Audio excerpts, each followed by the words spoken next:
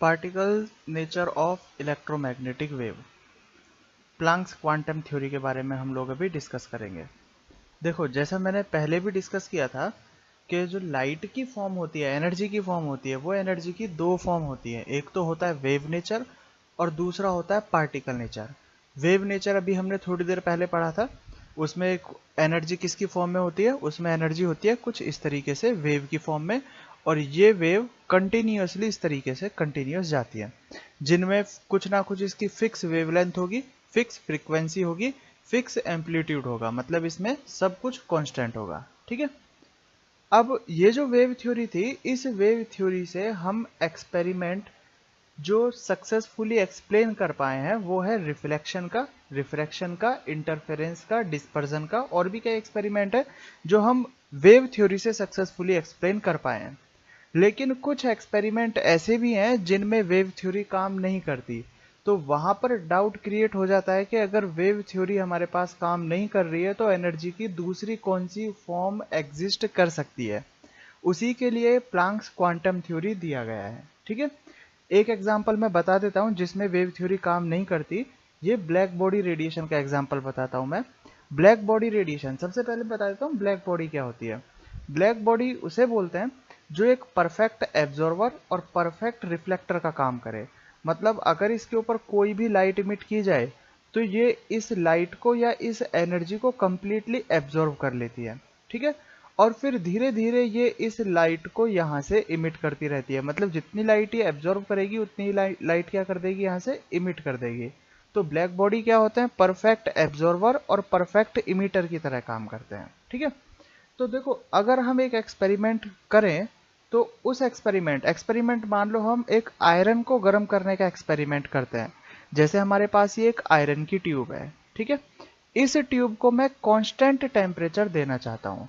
मैं यहाँ से क्या कर रहा हूँ, मैंने बर्नर लगाया और बर्नर लगाकर यहाँ से इसे गर्म कर रहे हैं हम लोग। कांस्टेंट टेम्परेचर मैं इसे दे रहा हूँ, मतलब कांस्टेंट टेम्परेचर देने का मतलब मैं कांस्टेंट हीट दे रहा हूँ, यहाँ से कंटिन्यू हीट इसे सप्लाई कर रहा हूँ। ठीक है। अब जैसे कंटिन्यू हीट सप्लाई की जाएगी तो धीरे धीरे इसका टेम्परेचर बढ़ता चला जाएगा। ठीक है। और आयरन के केस में हमें पता है कि जब आयरन धीरे धीरे गर्म होता है तो फ्लेम तो ये पकड़ेगा नहीं। ये क्या होगा, ये धीरे धीरे रेड कलर का हो जाएगा। मतलब ये जो आयरन ट्यूब है, ये आयरन ट्यूब कैसी हो जाएगी हमारे पास? रेड आयरन ट्यूब हो जाएगी। ठीक है। तो जब आयरन को गर्म किया जाता है तो वो धीरे धीरे लाल हो जाता है, रेड आयरन ट्यूब में कन्वर्ट हो जाता है। अब इस रेड आयरन ट्यूब का हम मतलब क्या समझ सकते हैं? अगर ये रेड कलर की लाइट, रेड आयरन ट्यूब का मतलब क्या है कि ये रेड कलर की लाइट इमिट कर रहा होगा, तभी तो हमें दिखाई दे रहा है। तो अगर ये रेड कलर की लाइट इमिट कर रहा है तो उस लाइट की एनर्जी, उस एनर्जी की फ्रीक्वेंसी और उस एनर्जी की वेवलेंथ कांस्टेंट होने चाहिए। मान लो अगर ये यहाँ से रेड कलर की लाइट इमिट कर रहा है तो वो लाइट एनर्जी की फॉर्म में इमिट हो रही है, और ये अगर रेड कलर की है तो इस एनर्जी की जो वेवलेंथ है, ये वेवलेंथ कांस्टेंट होनी चाहिए। ठीक है। कांस्टेंट होनी चाहिए, क्योंकि हमने यही पढ़ा है कि किसी भी वेव में जो वेवलेंथ होती है वो कांस्टेंट होती है। ठीक है। हम क्या कर रहे हैं, यहाँ से इसे कंटिन्यू हीट सप्लाई कर रहे हैं, तो धीरे धीरे क्या होगा, धीरे धीरे इसका टेम्परेचर और बढ़ेगा। और जब जैसे धीरे धीरे इसका टेम्परेचर बढ़ता जाएगा तो ये रेड से कन्वर्ट होके ब्लू में आ जाती है। थोड़ी देर बाद ये जो हमको दिखाई देता है, पहले रेड से कन्वर्ट होता है व्हाइट में, आयरन। ठीक है। और व्हाइट के बाद फिर जब इसका टेम्परेचर बहुत ज़्यादा हाई चला जाता है, बहुत हाई टेम्परेचर की बात कर रहे हैं, तो ये हमें ब्लू कलर का दिखाई देने लगता है। ठीक है। अब ये रेड से व्हाइट और व्हाइट से ब्लू, इसका होने का मतलब क्या है? रेड कलर की जो फ्रीक्वेंसी होती है वो फ्रीक्वेंसी बहुत कम होती है, और ब्लू कलर की जो फ्रीक्वेंसी होती है वो फ्रीक्वेंसी बहुत ज़्यादा होती है। ठीक है। कलर चेंज होने का मतलब है कि इस वेवलेंथ की फ्रीक्वेंसी और एनर्जी चेंज हो जाना है, जबकि हम ऐसा नहीं बोल सकते। इलेक्ट्रोमैग्नेटिक वेव के हिसाब से यहाँ से जो एनर्जी इमिट हो रही है, इस ट्यूब से जो एनर्जी इमिट हो रही है जिसकी वजह से हमें कलर दिखाई दे रहा है, उस कलर की फ्रीक्वेंसी और एनर्जी क्या होनी चाहिए थी, फ्रीक्वेंसी और वेवलेंथ क्या होना चाहिए था, सेम होना चाहिए था। लेकिन इस एक्सपेरिमेंट में पहले हमें रेड दिखाई देता है, फिर व्हाइट दिखाई देता है, और फिर ब्लू दिखाई देने लग जाता है जैसे जैसे टेम्परेचर इंक्रीज किया जाता है। तो इसका मतलब ये हुआ कि यहाँ ये फ्रीक्वेंसी और वेवलेंथ अगर चेंज हो रहे हैं तो हम यहाँ पर इलेक्ट्रोमैग्नेटिक रेडिएशन वाला फिनोमिना तो नहीं लगा सकते, इसके अंदर कुछ ना कुछ गड़बड़ है। तो प्लांक ने जब इस एक्सपेरिमेंट को किया तो इस एक्सपेरिमेंट करने के बाद उसने एक नई थ्योरी दी, और उसने नई थ्योरी में क्या बोला कि एक्चुअल में जो एनर्जी होती है वो एनर्जी कंटिन्यूअस नहीं डिसकंटिन्यूअस होती है। एनर्जी कंटिन्यूअस और डिसकंटिन्यूअस होने का मतलब क्या है, जो हमने वेव फॉर्म पढ़ी थी उस वेव फॉर्म में एनर्जी क्या होती है, ये वेव कंटिन्यू जा रही है, ये कहीं से भी बीच में ब्रेक नहीं है, कंटिन्यूअस एनर्जी है, तो ये कंटिन्यूअस फॉर्म हुई, ठीक है। और डिसकंटिन्यूअस फॉर्म का मतलब क्या है, हम ऐसा बोल सकते हैं कि यहां से मान लो ये कोई ये ये हमारे पास आयरन ट्यूब थी, इससे जो एनर्जी निकल रही है वो जो एनर्जी निकल रही है ये एनर्जी डिसकंटिन्यूअस फॉर्म में, मतलब छोटी छोटी पार्टिकल की फॉर्म में निकल के जा रही है। ये वेव नहीं है, ये छोटे छोटे एनर्जी के बंडल हैं, एनर्जी के छोटे छोटे पैकेट हैं। और जैसे जैसे इस आयरन का हम टेम्परेचर बढ़ाते जाएंगे इन पैकेट की एनर्जी बढ़ती जाएगी, और जैसे जैसे इनकी एनर्जी बढ़ती जाएगी वैसे वैसे हमें क्या दिखाई देने लगेगा, हमें उसका कलर चेंज दिखाई देने लगेगा, पहले रेड फिर व्हाइट एंड फिर ब्लू, ठीक है। तो अकॉर्डिंग टू मैक्स प्लांक ये जो एनर्जी है ये कंटिन्यूअस नहीं ये डिसकंटिन्यूअस होती है, ठीक है। और ये किसी वेव की फॉर्म में नहीं होती, ये पार्टिकल्स की फॉर्म में होती है, ठीक है। तो अब इसके जो एजम्पशंस हैं प्लांक्स क्वांटम थ्योरी के वो हम एक बार डिस्कस करते हैं। तो the assumptions of Planck's theory are below. First point हमारे पास जो फर्स्ट अजम्पशन है इसका, वो फर्स्ट अजम्पशन है each radiation is always associated with definite amount of energy.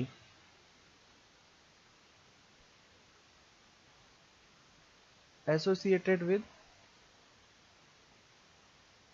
definite amount of energy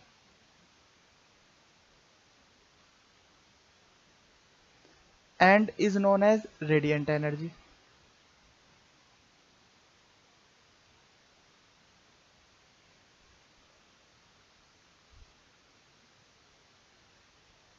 ये पॉइंट हम पढ़ चुके हैं EMW के अंदर भी। रेडिएंट एनर्जी क्या होती है, जो रेडिएशन की एनर्जी होती है उस रेडिएशन की एनर्जी कुछ ना कुछ डेफिनेट अमाउंट होता है, उस एनर्जी का फिक्स अमाउंट होता है, उसी को हम क्या बोलते हैं, उसी रेडिएशन की एनर्जी को हम बोल देते हैं रेडिएंट एनर्जी, ठीक है। सेकेंड पॉइंट है रेडिएंट एनर्जी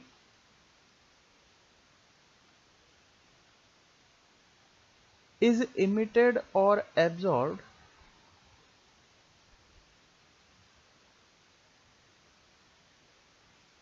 discontinuously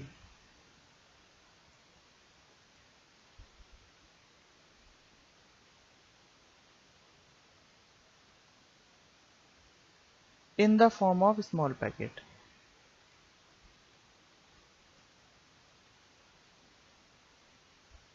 ये मेन पॉइंट है। कहने का मतलब क्या है, जैसे मान लो ये हमारे पास कोई सरफेस है, इस सरफेस के ऊपर अगर एनर्जी आती है तो वो एनर्जी वेव की फॉर्म में नहीं आएगी, वो एनर्जी क्या आएगी, ये छोटे छोटे पैकेट्स आ रहे हैं एनर्जी के, बंडल की फॉर्म में आएगी, ठीक है। ये एक पैकेट हुआ, ये दूसरा पैकेट, ये तीसरा पैकेट, ऐसे कुछ छोटे छोटे पैकेट आ रहा है, इन पैकेट के अंदर एनर्जी भरी हुई है, ठीक है। कहने का मतलब ये है। और इन पैकेट को ही हम क्या बोलते हैं, इन पैकेट को ही हम बोलते हैं क्वांटा, और इसीलिए इस थ्योरी का नाम क्या है, क्वांटम थ्योरी है। इन पैकेट्स को हम बोलेंगे quanta.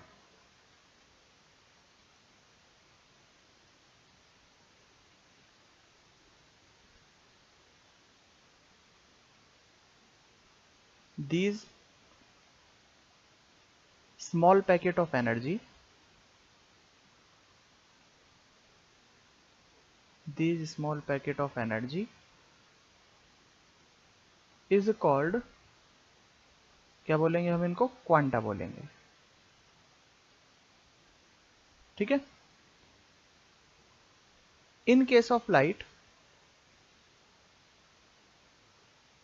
Quanta is known as photon,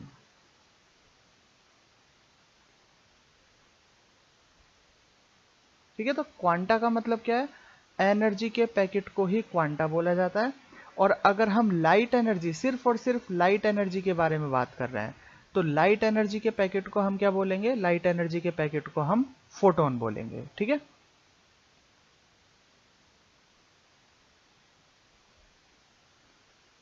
next point है हमारे पास third point, the amount of energy associated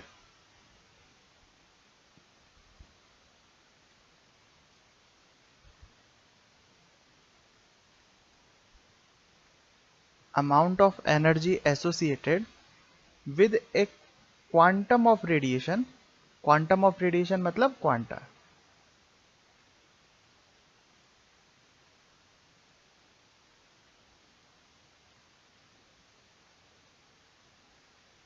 इसे ही हम क्या बोलते हैं, क्वांटा। दोनों वर्ड इसलिए लिख रहा हूं ताकि अगर कोई रेफरेंस बुक पढ़ो और तुम्हें कुछ भी मिल जाए तो प्रॉब्लम ना आए, ठीक है। Is a proportion to the frequency of radiation.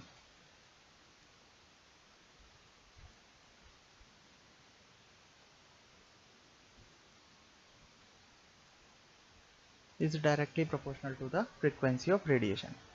कहने का मतलब क्या है, जैसे मान लो हमारे पास कोई भी ये रेडिएशन सोर्स है, इसमें से अगर कोई भी एनर्जी इमिट होती है, ये एनर्जी इमिट हो रही है, तो ये एनर्जी किस में इमिट हो रही है, ये बंडल की फॉर्म में। एक एरो का मतलब एक क्वांटा हम यहाँ पर मान सकते हैं, एक बंडल हम मान सकते हैं। तो एक बंडल की जो हमारे पास एनर्जी होगी वो किसके डायरेक्टली प्रोपोर्शनल होगी, वो प्रोपोर्शनल होगी उसकी फ्रीक्वेंसी के। फ्रीक्वेंसी मतलब न्यू, ठीक है। E directly proportional to nu. जब प्रपोर्शन का साइन यहाँ से हटेगा और इक्वल का साइन आएगा तो कुछ ना कुछ कांस्टेंट आएगा, और ये कांस्टेंट क्या होगा हमारे पास, h। और इस कांस्टेंट को हम बोलेंगे Planck's constant. h is equal to क्या है यहाँ पर, प्लांक्स कांस्टेंट, ठीक है। और इस प्लांक्स कांस्टेंट की वैल्यू होती है 6.626 इंटू 10⁻⁻34। ये कांस्टेंट है और ये हमें याद रखना है, ये बहुत कैलकुलेशन में काम आने वाला है। 6.6 इंटू 10⁻34, ठीक है, जूल सेकंड के अंदर। E is equal to h nu. E is equal to h, nu का फॉर्मूला C की फॉर्म में सी बाय लेमडा होता है, तो यहां से क्या आ जाएगा हमारे पास, E is equal to h c by lambda. ये बहुत इंपॉर्टेंट फॉर्मूला है, यहां से बहुत क्वेश्चन पूछे जाने वाले हैं आगे। लास्ट पॉइंट है हमारे पास, द एनर्जी इमिटेड और एब्जॉर्ब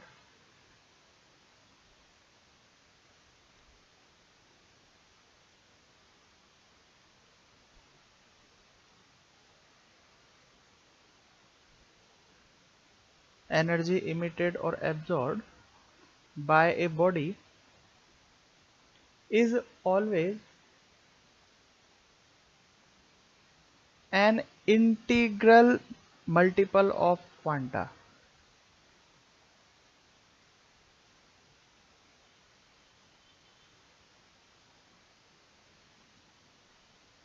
देखो इसका मतलब क्या है, इंटीग्रल मल्टीपल क्वांटा। मतलब जैसे अगर मान लो कोई भी सोर्स है वो एब्जॉर्ब करता है या इमिट करता है, तो वो हमेशा इंटीजर के मल्टीपल में ही क्वांटा को एब्जॉर्ब या इमिट करेगा। मतलब हम ऐसा बोल सकते हैं, या तो वो एक क्वांटा एब्जॉर्ब करेगा, या दो क्वांटा, या तीन क्वांटा। ऐसा नहीं होगा कि वो 1.5 क्वांटा एब्जॉर्ब कर रहा है, 2.75 क्वांटा एब्जॉर्ब कर रहा है।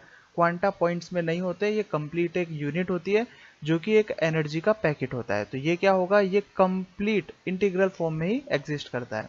तो अगर हम कंप्लीट एनर्जी माने तो मान लो एक क्वांटा की एनर्जी है एच न्यू, और वो एन क्वांटा एब्जॉर्व कर रहा है, तो ई इज इक्वल टू क्या हो जाएगा हमारे पास, एन एच न्यू हो जाएगा, ठीक है। एन की वैल्यू क्या एग्जिस्ट करेगी यहाँ पर, 1 2 3 4, मतलब पॉइंट्स में वैल्यू इसकी एग्जिस्ट नहीं करेगी, ठीक है। तो ये पॉइंट्स थे हमारे पास जो प्लांक्स क्वांटम थ्योरी को एक्सप्लेन करते हैं।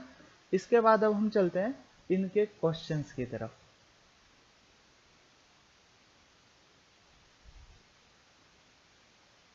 क्वेश्चन देखते हैं हम इसके। Calculate and compare the energy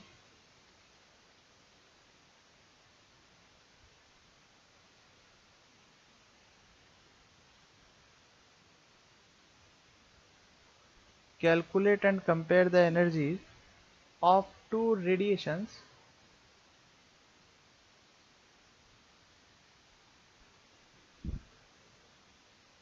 one with a wavelength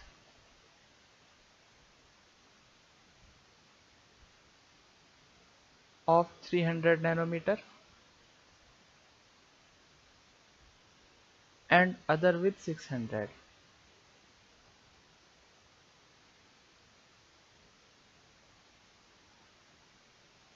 ठीक है। एक की एनर्जी 300 नैनोमीटर है और दूसरे की एनर्जी 600 नैनोमीटर है। ये दो रेडिएशन है, ठीक है। यहाँ पर वेवलेंथ दी गई है। अब देखो किस तरीके से सॉल्व करेंगे इस क्वेश्चन को। एनर्जी हम जानते हैं, एनर्जी क्या होता है, E is equal to h c by lambda, ठीक है। तो फर्स्ट की एनर्जी अगर हम निकालें तो E1 क्या होगा, H कितना है 6.626 इंटू 10⁻⁻34 मल्टीप्लाई बाय C कितना होता है 3 into 10⁸ speed of light divided by lambda. Lambda कितना गिवन है हमको 300 नैनोमीटर, 300 इंटू 10⁻⁹ हमें यहाँ पर वैल्यू किस में रखनी पड़ेगी, मीटर में ही, क्योंकि ऊपर की जो दो क्वांटिटी है H और C वो किस में है, MKS यूनिट में, तो लेमडा भी हमको MKS में ही रखना पड़ेगा, ठीक है। ये हुआ लेमडा। E1 क्या होगा, कैलकुलेट करेंगे तो 6.626 मल्टीप्लाई बाय 10⁻⁻19 जूल, ठीक है, ये E1 आया। इसी तरीके से E2 जब कैलकुलेट करेंगे तो E2 क्या होगा HC बाय लेमडा 2, तो HC कितना है 6.626 into 10⁻⁻34 into 3 into 10⁸ divided by 600 multiply by 10⁻⁹, ठीक है, नैनोमीटर को मीटर में कन्वर्ट किया। तो E2 क्या आया हमारे पास, E2 आएगा 3.313 इंटू 10⁻⁻19 जूल, ठीक है। ये दोनों की एनर्जी आ गई जो कि पूछा गया था। अब इनको हमें कंपेयर करना है कि किस तरीके से इन दोनों में रिलेशन आएगा। कंपेयर करने के लिए इनका रेशो निकाल देते हैं।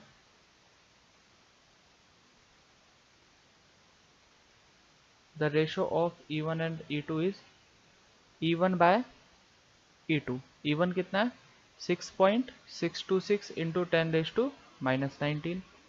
E2 कितना है 3.313 इंटू 10⁻⁻19।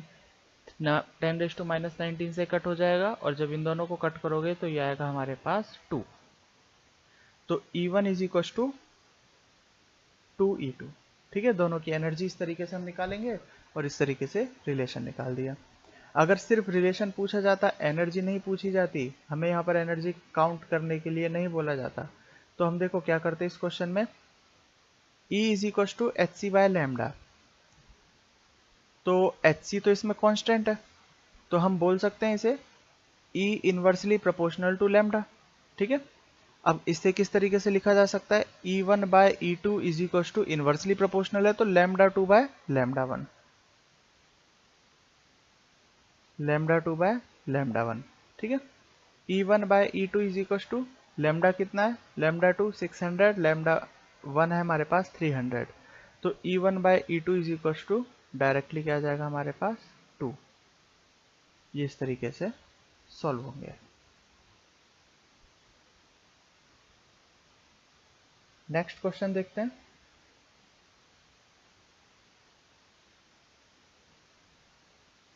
नेक्स्ट क्वेश्चन हमारे पास बहुत सिंपल क्वेश्चन है और एनसीईआरटी बेस्ड क्वेश्चन है। Calculate energy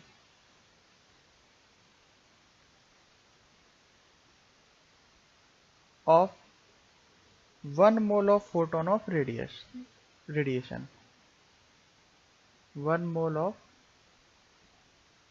photon of radiation whose frequency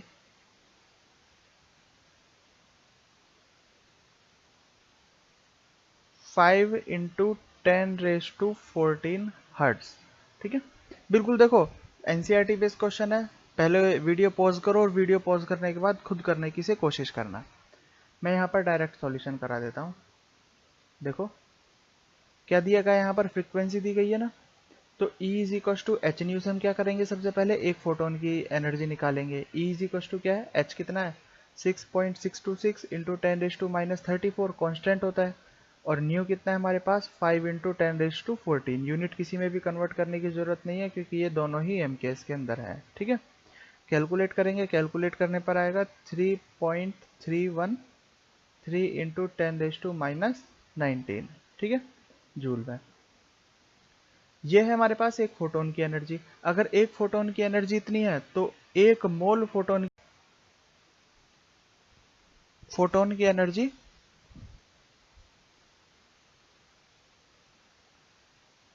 energy of 1 mole of photon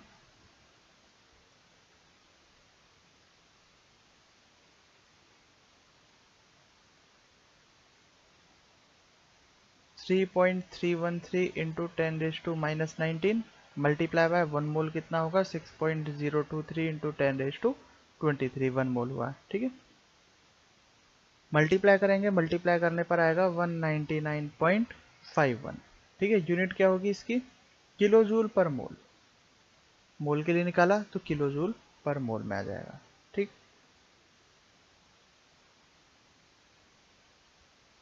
next question,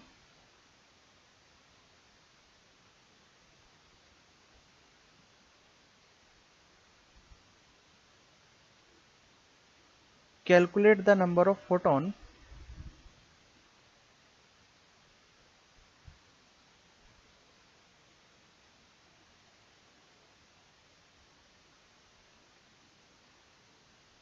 calculate the number of photons emitted in 10 hours by a 60 watt sodium lamp. Total number of photon हमें निकालना है और यहाँ पर lambda दिया गया है photon का, lambda of photon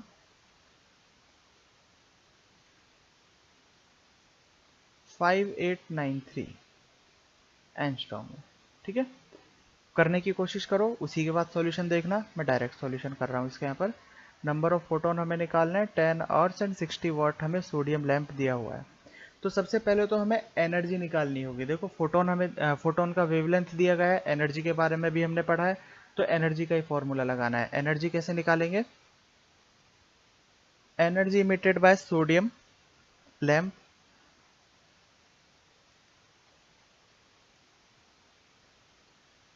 energy emitted by sodium lamp in 1 second. Formula हम जानते हैं एनर्जी का, वॉट इंटू सेकेंड होता है। ठीक है, 60 into 1 joule.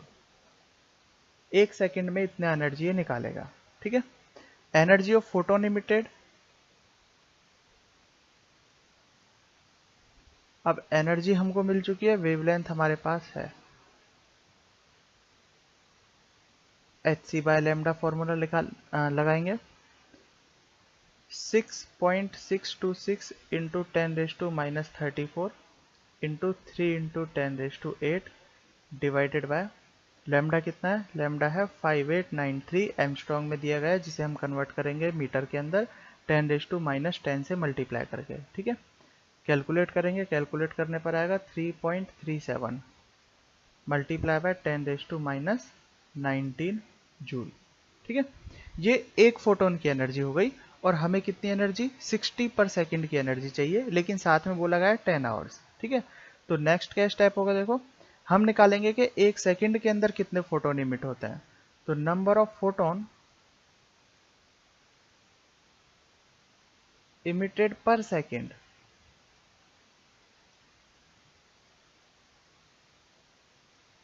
60 by 3.37 into 10 raise to minus 19। Number of photon emitted in 10 hours. Number of photon emitted in 10 hours. तो 10 घंटे के लिए कैसे निकालेंगे हम लोग, कैलकुलेट किया तो है 17.8 into 10 raise to 19।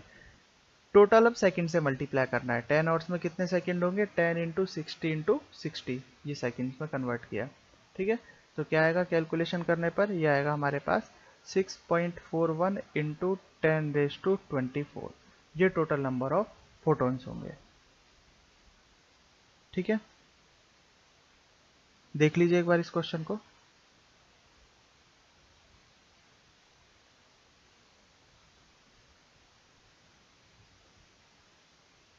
Next question करते हैं।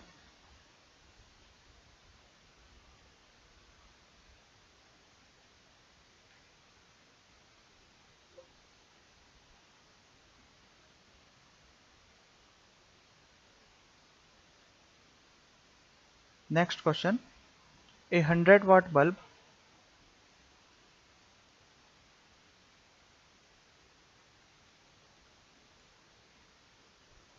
emit monochromatic light of wavelength 400 nanometer.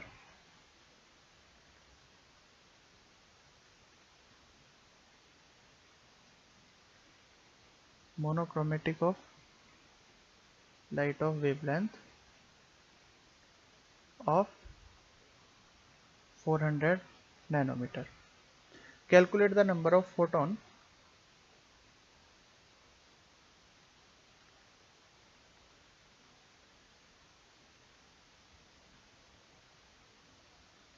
emitted per second by bulb. NCERT based question है, बेसिक क्वेश्चन करेंगे पहले, फिर धीरे धीरे आगे चलेंगे। देखो सॉल्यूशन देखते हैं इसका। सबसे पहले पावर निकालते हैं, पावर कितनी है इसकी।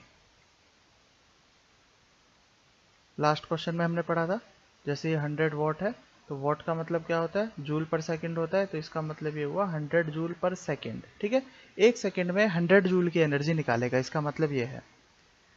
Energy of one photon, wavelength दिया है तो हम यहाँ से एक फोटोन की एनर्जी निकाल सकते हैं। Energy of one photon hc by lambda, hc by lambda से कैलकुलेशन करेंगे 6.626 into 10⁻⁻34 into 3 into 10⁸8 divided by lambda कितना गिवन है 400 नैनोमीटर में है, तो 10⁻⁹ से मल्टीप्लाई करना पड़ेगा। ठीक है, कैलकुलेट किया तो आएगा 4.969 इंटू 10⁻⁻19 जूल। ठीक है, ये एक फोटोन की एनर्जी हमारे पास आई, और टोटल एनर्जी कितनी है पर सेकेंड 100 जूल। ठीक है, तो क्या हो जाएगा, number of photon emitted, number of photon मतलब हमें क्या निकालना है, एन निकालना है, एन फाइंड करना है। तो ये तो हमें पता है ना, E is equal to n h nu या एच सी बाय लैम्डा। तो एन क्या हो जाएगा, टोटल एनर्जी कितनी है हमारे पास 100, जो कि ये E है, और डिवाइडेड बाय जब एच न्यू करेंगे तो एच न्यू कितना है हमारे पास 4.969 इंटू 10⁻⁻19, ये एक फोटोन की energy is equal to 2.012 into 10⁻20। ठीक है, पर सेकेंड, इतने फोटोन ये पर सेकेंड यहाँ पर इमिट करेगा।